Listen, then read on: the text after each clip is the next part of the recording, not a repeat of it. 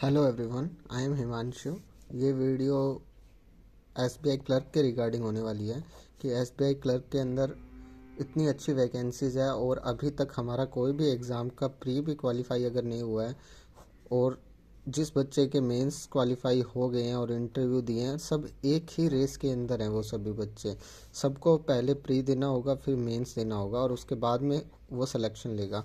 तो सारे बच्चे यहीं पे हैं इस टाइम पे। और अगर आप सोच रहे हैं कि आपकी तैयारी बिल्कुल नहीं है, आपको तैयारी करते हुए 2-3 मंथ हुए हैं या आपको तैयारी करते हुए 2-3 साल हुए हैं, सभी अभी स्टार्ट यहीं से ही लेंगे। तो आपके पास टाइम है, आप अभी भी एसबीआई क्लर्क को क्लियर कर सकते हैं। ये इसमें कोई दो राय नहीं है कि अगर आप आज से मेहनत करेंगे तो आपका सिलेक्शन नहीं होगा। आपका सिलेक्शन डेफिनेटली होगा अगर आप कंसिस्टेंट होके अपनी कमियों पे काम करेंगे और डेली पढ़ेंगे, तो आपको सिलेक्शन से कोई भी नहीं रोक सकता है।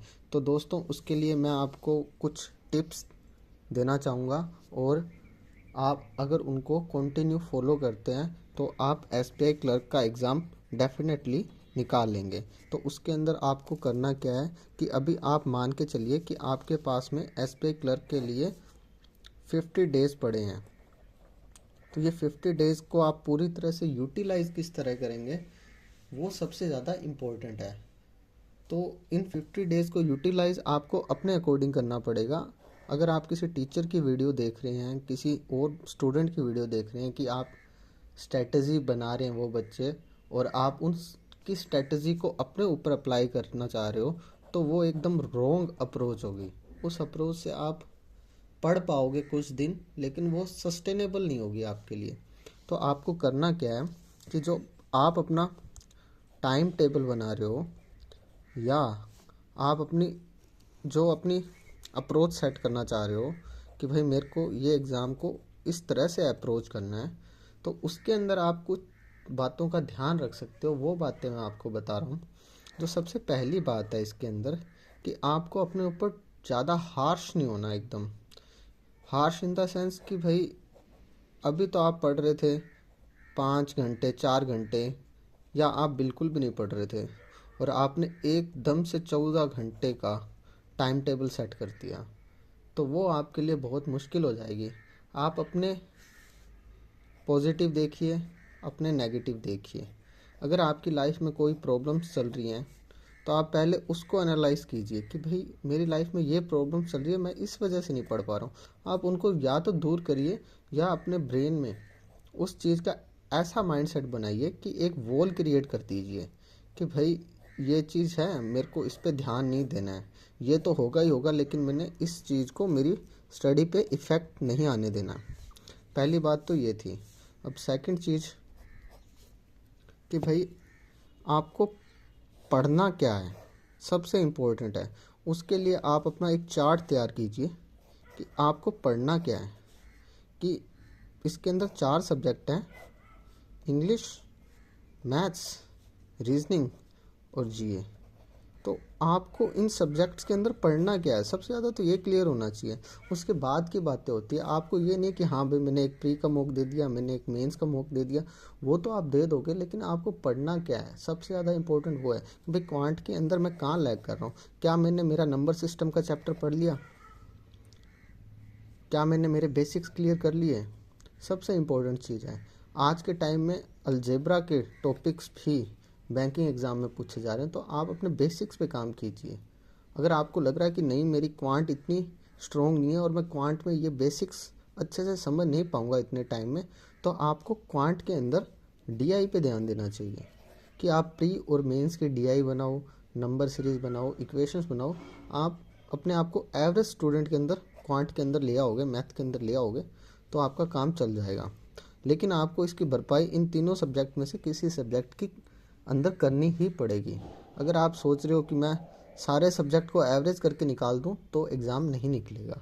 आपको अपने 2 सब्जेक्ट को काफ़ी स्ट्रॉन्ग करना होगा। जो सब्जेक्ट आपको पढ़ने में इंटरेस्ट देते हैं और आपको लगता है कि मैं इसमें से ज़्यादा आउटपुट निकाल पाता हूँ, आप उस सब्जेक्ट पे अपना ध्यान दीजिए। वो सब्जेक्ट जिसके अंदर आपको लगता है कि नहीं मुझे तो जीए याद नहीं होता, तो आप उस पर इतना गौर मत कीजिए।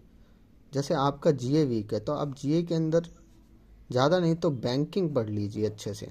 बैंकिंग रिलेटेड न्यूज़, आप नेशनल अफेयर और 2-3 टॉपिक्स, बस मुझे इतना ही पढ़ना है, बाकी मैं इन तीनों सब्जेक्ट से कवर कर लूँगा। तो इससे क्या आपका टाइम बचता है, आप अपने दिमाग में एकदम क्लियर होते हो कि आपको क्या नहीं पढ़ना है, क्योंकि क्या नहीं पढ़ना है ना वो भी बहुत इंपॉर्टेंट हो जाता है। रीजनिंग की बात करें तो रीजनिंग सबका फेवरेट सब्जेक्ट है, क्योंकि ये एक स्कोरिंग सब्जेक्ट है। अगर आप रीजनिंग को अच्छे से तैयार करते हो तो रीजनिंग में आप सभी सब्जेक्ट्स में से मैक्सिमम स्कोर रीजनिंग के अंदर कर सकते हो, ये मेरा मानना है। तो आप रीजनिंग के लिए ज़्यादा से ज़्यादा खुद पे भरोसा कीजिए, ज़्यादा टीचर्स के पीछे मत भागिए। रीजनिंग खुद के ब्रेन से रिलेटेड चीज़ें हैं। रीजनिंग में आपको कोई टीचर कोई ट्रिक्स नहीं बता सकता, रीजनिंग में आपको प्रैक्टिस ही करनी पड़ेगी। एक बार एक टीचर की वीडियो देख ली, उसके बाद में आप इसको प्रैक्टिस के थ्रू अपने सबसे बढ़िया सब्जेक्ट के अंदर इंक्लूड कर सकते हो। और इंग्लिश एक ऐसा सब्जेक्ट है जो इंग्लिश मीडियम वाले बच्चों का स्ट्रॉन्ग, हिंदी मीडियम वाले बच्चों का वीक, कई इंग्लिश मीडियम वालों का भी वीक। तो इंग्लिश में सबका हाल लगभग बराबर सा ही है। तो आप अगर इंग्लिश के अंदर अच्छा स्कोर करना चाहते हैं, जैसे मैंने मेरी इंग्लिश को ठीक ठाक किया है कि मेरे प्री क्वालिफाई होने लग गए हैं, तो उसके लिए मैं एक अलग से वीडियो लेके आऊँगा। लेकिन आपको अपनी स्ट्रैटेजी खुद के अकॉर्डिंग बनानी है। अपनी स्ट्रैटेजी के अंदर कुछ बातों का ध्यान रखना है। जो बातें मैंने आपको बताई उसमें पहली बात ये थी कि आपको किसी की स्ट्रैटेजी, किसी की डे रूटीन, किसी टीचर की डे रूटीन बताई हुई कि भाई इतना पढ़ लो, ये पढ़ लो, उसको फॉलो नहीं करना है। टीचर्स हमारे लिए सिर्फ एक टूल हैं, इससे ज़्यादा वो हमारे लिए कुछ नहीं है। हमारे को सिर्फ उनसे हमारे अकॉर्डिंग हमको क्या चाहिए, हमें वो चीज़ सीखनी है। टीचर्स का ज्ञान हमारे को नहीं चाहिए कि भाई मैं आज किसी टीचर ने XYZ टीचर ने कहा कि ये मेरी क्लास है, ये मेरी क्लास है, इसमें मैं ये पढ़ा रहा हूँ। हो सकता है कि वो चीज़ आपके लिए इम्पोर्टेंट ही ना हो, क्योंकि वो आपको पहले से आता है, उसमें आप टाइम वेस्ट करोगे अपना। और वो उसमें से टीचर्स की लाइन होती है कि कुछ तो सीखोगे, हमें कुछ नहीं सीखना है ऐसे। तो आप टीचर्स को एज ए टूल देखिए कि भाई मुझे इस टीचर से ये चीज़ सीखनी है, ये सही लग रहा है, तो उससे मैंने सीख ली, बात खत्म। खुद का सिलेबस कवर करिए, खुद के अकॉर्डिंग पढ़ाई कीजिए, किसी के पीछे मत भागिए। अगर आपको ये वीडियो अच्छी लगती है तो इस वीडियो को लाइक, शेयर और सब्सक्राइब कीजिए। Thank you so much.